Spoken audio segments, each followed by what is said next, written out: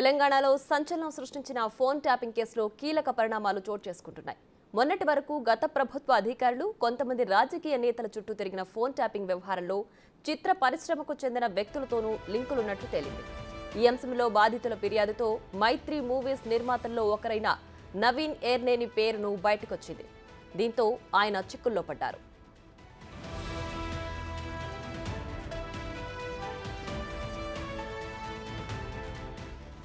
Phone tapping నిందితులు తనను kidnap చేశారని వ్యాపారవేత్త చెన్నుపాటి వేణుమాధవ్ ఆరోపించారు. కిడ్నాప్ చేయించిన వారిలో నిర్మాత నవీన్ ఏర్నేని పేరును కూడా ఫిర్యాదులో పేర్కొన్నారు. దీంతో ఆయనపై కేసు నమోదు చేశారు. ఈ విషయం ఇప్పుడు ఫిల్మ్ ఇండస్ట్రీలో హాట్ టాపిక్ గా మారింది. టాస్క్ ఫోర్స్ మాజీ డీసీపీ రాధాకిషన్ రావు సహాయంతో క్రియా హెల్త్ కేర్ సంస్థను బలవంతంగా లాక్కున్నారని చెన్నుపాటి వేణుమాధవ్ అనే వ్యాపారి ఫిర్యాదు చేశారు.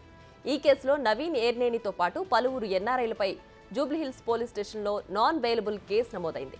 దర్యాప్తులో నవీన్ ఏర్నేని పాత్ర ఉన్నట్లు ఆధారాలు లభ్యమయ్యాయి. దీంతో ఏ క్షణంలోనైనా ఆయన్ను అరెస్ట్ చేసే ఛాన్స్ ఉన్నట్లు తెలుస్తోంది.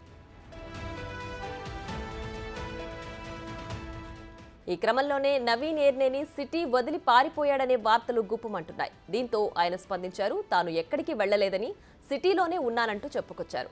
విచారణకు పోలీసులు ఎప్పుడు పిలిచినా హాజరవుతానంటూ క్లారిటీ ఇచ్చారు. పుష్ప 2 సినిమా బిజినెస్ వ్యవహారంలో బిజీగా ఉండడం వల్ల నోటీస్ ఇస్తే విచారణకు హాజరవుతారని అంటున్నారు.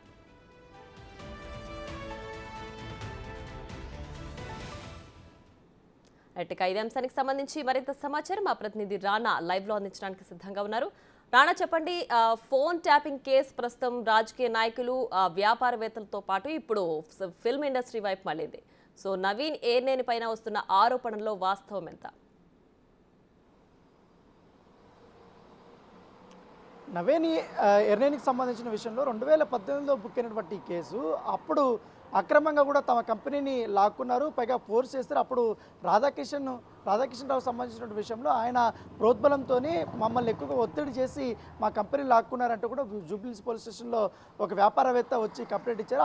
ఆ కంప్లైంట్ ఆధారంగా చేసుకొని ఆయన ఇచ్చినటువంటి ఎవిడెన్స్ని బేస్ చేసుకొని ఇప్పటికే నవీన్ ఏర్నేనిపై కూడా నాన్ బెయిలబుల్ కేసు కింద కేసు బుక్ చేసినటువంటి నేపథ్యం అయితే ఏర్పడుతుంది. ఆ కేసు ఒకవైపు అలా ఉండగా, ఎందుకంటే పుష్ప సినిమా నెక్స్ట్ పూర్తి స్థాయిలో కూడా పోస్ట్ ప్రొడక్షన్ పనులు జరుగుతుంది శరవేగంగా. ఇప్పటికే ట్రైలర్ రిలీజ్ అయింది.